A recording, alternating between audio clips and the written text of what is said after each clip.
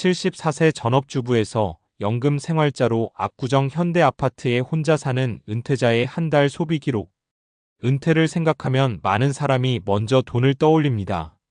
얼마를 모아야 하는지, 연금은 충분한지, 집은 있어야 하는지. 그런데 막상 은퇴를 경험한 사람들의 이야기를 들어보면 정작 더 크게 다가오는 건 다른 질문입니다. 나는 앞으로 어떻게 하루를 보낼까? 그리고 내가 쓰는 돈은 내 삶을 어떻게 바꿀까? 젊을 때의 소비는 대개 미래를 향해 있습니다.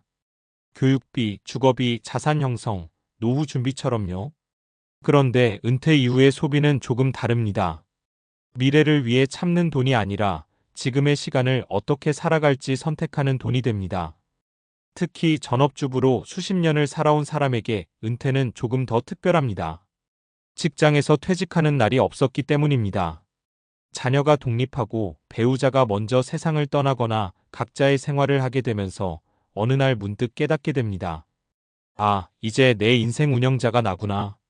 오늘의 이야기는 그런 관점에서 시작합니다. 74세, 평생 가정을 돌보며 살아온 한 사람이 이제 연금 생활자로서 혼자 살아가는 이야기입니다.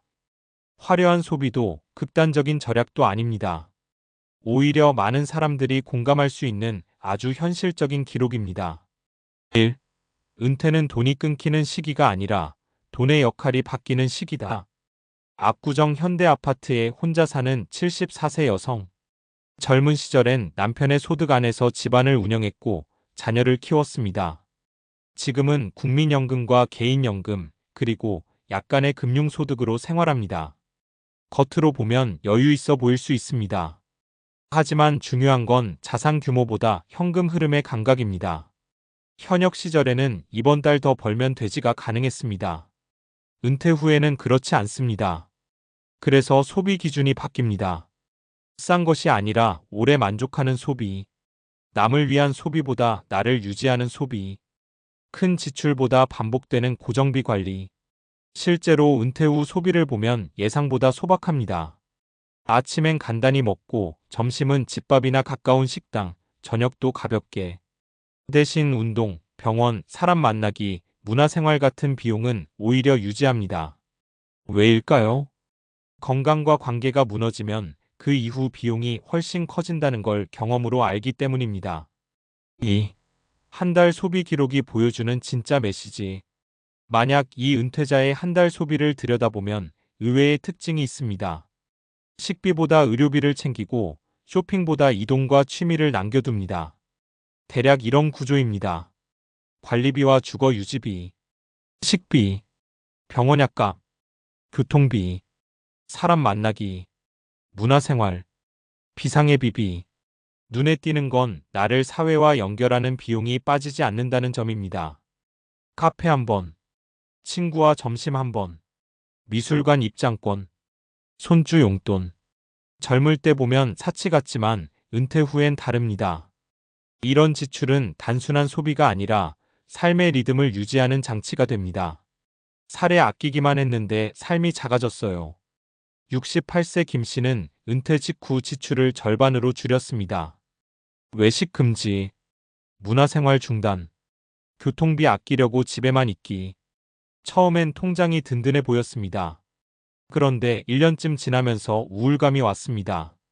사람 만나는 횟수가 줄고 움직임이 줄고 병원 방문은 늘었습니다.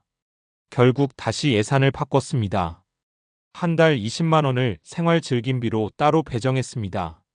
친구 만나기, 전시 보기, 책 사기. 놀랍게도 전체 만족도가 크게 올라갔습니다. 그분이 했던 말이 인상적입니다. 돈을 아끼려고 살았는데 어느 순간 상까지 줄이고 있었더라고요. 3. 은퇴 생활에서 가장 위험한 건 큰 지출보다 작은 무기력이다. 많은 사람이 은퇴 후 파산을 걱정합니다. 물론 중요합니다. 하지만 실제로는 거대한 실수보다 작은 포기들이 쌓이는 것이 더 무섭습니다. 오늘은 귀찮아서 안 나가고, 이번 달은 아까워서 안 만나고, 다음 달부터 운동하지 뭐. 그렇게 생활 반경이 줄어듭니다. 그리고 소비도 줄어듭니다. 처음엔 좋아 보입니다. 그런데 어느 순간 돈은 남는데 에너지가 사라집니다. 그래서 은퇴 설계에서 중요한 건 단순 예산표가 아닙니다. 나는 어떤 하루를 살 것인가를 먼저 정해야 합니다. 사례 생활비보다 시간을 먼저 계획했어요. 72세 이 씨는 은퇴 후 독특한 방법을 썼습니다. 5월 예산부터 짠 게 아니라 일주일 계획표를 만들었습니다. 월요일 수영, 수요일 친구 점심, 금요일 도서관, 그리고 필요한 비용을 계산했습니다. 결과적으로 월 지출은 예상보다 높았습니다. 하지만 만족도도 높았습니다. 그분 말은 이랬습니다. 돈을 기준으로 시간을 짜면 계속 줄이게 돼요. 시간을 먼저 정하면 돈이 제 역할을 하더라고요. 4. 혼자 사는 은퇴자에게 필요한 건 절약보다 시스템이다.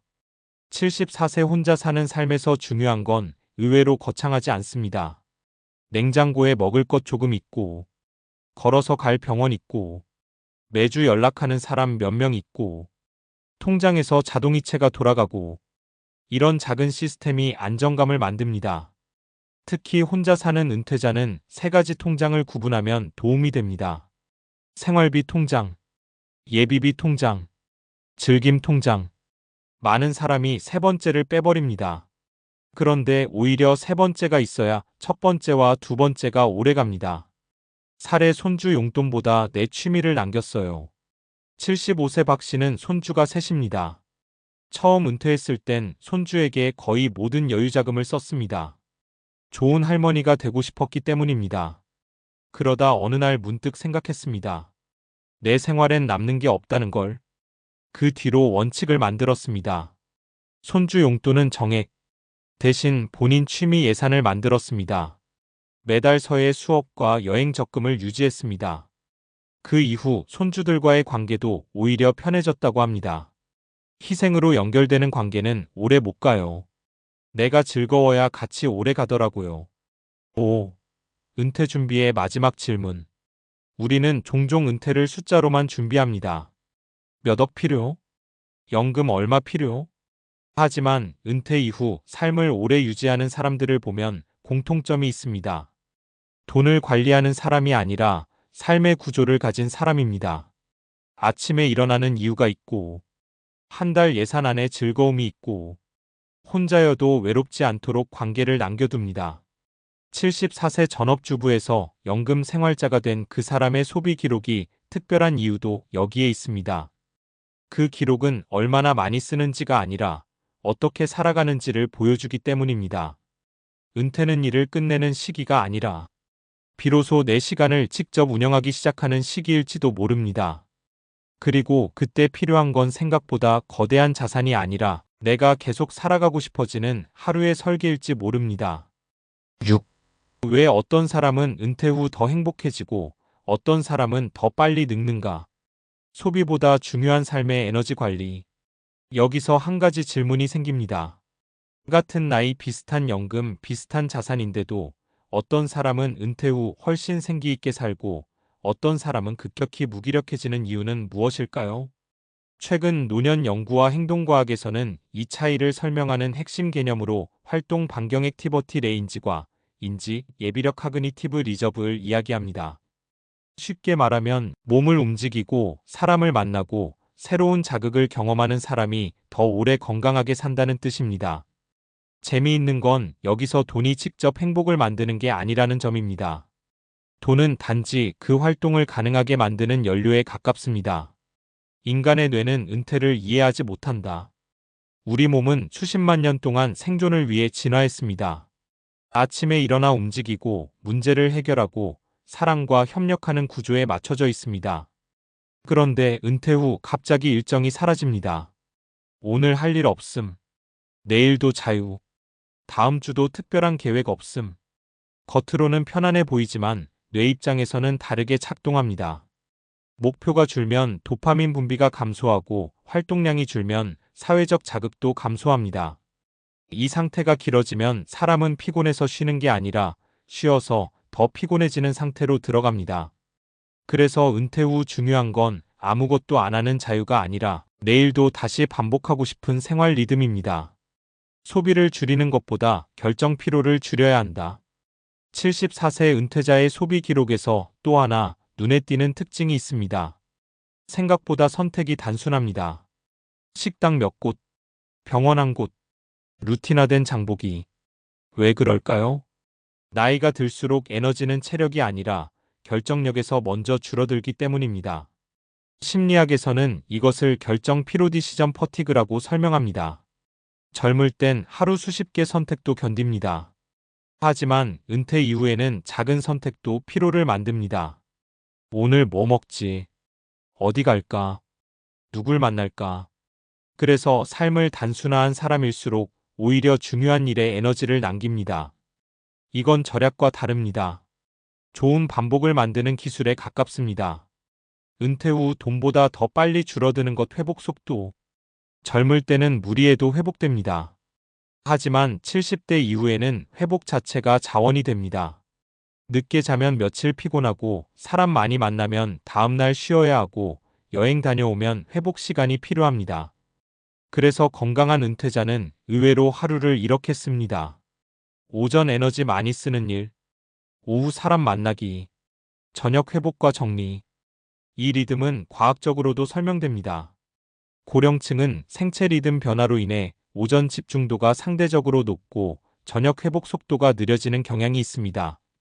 그래서 잘 사는 사람들의 공통점은 강한 체력이 아니라 좋은 배분 능력입니다. 결국 은퇴 설계의 마지막 항목은 남은 시간이 아니라 남은 에너지다. 많은 사람이 묻습니다. 노후 자금 얼마면 충분할까요? 하지만 실제 삶에서는 다른 질문이 더 중요합니다. 내가 한 달에 몇 번 웃고 있나? 누군가와 식사하는 날이 있나? 다음 달 기대되는 일정이 있나? 은퇴의 질은 잔고보다 일정표에서 드러나는 경우가 많습니다. 74세 전업주부에서 연금 생활자가 된 그 사람의 소비 기록도 사실은 돈 이야기가 아니었습니다. 그 안에는 이런 메시지가 숨어 있습니다. 오늘 하루를 아끼지 않으면서도 내일을 불안해하지 않는 균형. 은퇴는 인생의 내리막이 아니라 시간과 에너지를 다시 설계하는 두 번째 운영 방식일지 모릅니다. 그리고 잘 늙는 사람들은 돈을 가장 오래 쓰는 사람이 아니라 자신의 삶을 가장 오래 흥미롭게 유지하는 사람들입니다.